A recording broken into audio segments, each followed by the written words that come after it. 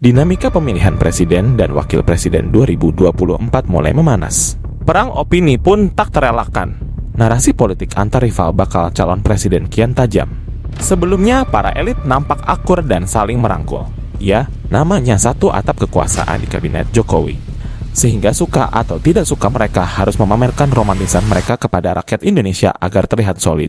Partai Gerindra, Nasdem, Golkar dan di Perjuangan adalah perisai kekuasaan di kabinet Presiden Joko Widodo. Bergabungnya sejumlah partai besar di pemerintahan Jokowi membuat image Indonesia menjadi hebat. Namun, persahabatan politik yang dibangun mereka di bawah panji kekuasaan Presiden Jokowi mulai retak. Irisan konflik kepentingan mulai menganga beriringan dengan masa periodisasi ke presiden berakhir. Satu persatu partai koalisi pendukung Jokowi dan Maruf Amin tak lagi tertib dan mulai melakukan upaya penyelamatan diri masing-masing. Partai Amanat Nasional, Golkar, PBB dan Gerindra resmi berafiliasi membentuk poros baru dengan nama Koalisi Indonesia Maju. Mereka mendukung Menteri Pertahanan dan Keamanan Republik Indonesia, Prabowo Subianto sebagai calon presiden 2024. Bak gayung bersambut. Hadirnya Prabowo di pentas pencalonan orang nomor 1 di Indonesia memantik kegelisahan sahabat koalisi kabinetnya, yaitu di Perjuangan. Manuver dan pendekatan politik Ketua Umum Gerindra Gesit dan Laju Laksana Sukhoi hingga memicu keretakan hubungan PDIP dan Jokowi. Anak sulung Jokowi, Gibran Rakabuming Raka tiba-tiba namanya mencuat di bursa bakal calon wakil presidennya Prabowo. Isu pencalonan wali kota Solo semakin menguat lantaran Partai Solidaritas Indonesia menggugat batas usia capres dan cawapres minimal 25 tahun ke Mahkamah Konstitusi.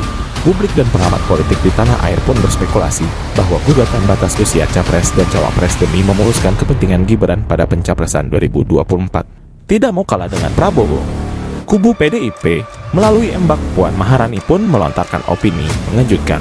Bak bola karambol, nama Gibran lagi-lagi ditarik masuk PDIP untuk dipaketkan sebagai bakal cawapresnya Ganjar Pranowo.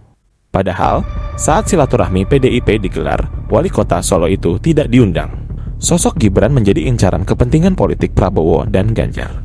Masing-masing kubu berjibaku ingin mendapatkan dukungan Jokowi. Caranya, yaitu merangkul putra mahkotanya. Namun yang menjadi pertanyaan, apakah kepentingan cawe-cawe Jokowi hanya sebatas menggolkan anaknya sebagai cawapres? Lagi-lagi publik dibuat pusing dengan dinamika dan kontestasi elit politik.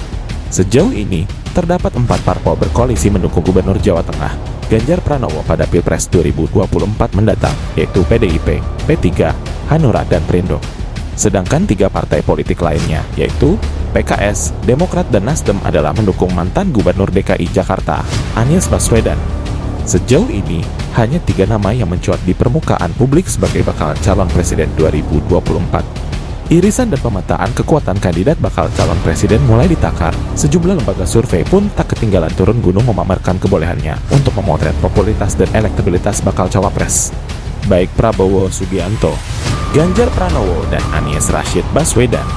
Hingga kini belum juga menentukan siapa bakal cawapresnya. Politik itu dinamis. Setiap menit isunya berubah. Berbagai tontonan akrobatik politik mulai mewarnai pentas demokrasi 5 tahunan. Para elit dan tim sukses Kian Gesit meyakinkan rakyat bahwa jagoan mereka lah yang terbaik. Padahal mereka lupa, hak demokrasi adalah mutlak di tangan rakyat. Sebagai pemilik suara, rakyat cerdas dan tahu kandidat mana yang layak dan patut dipilih sebagai pemimpin yang bisa membawa perubahan.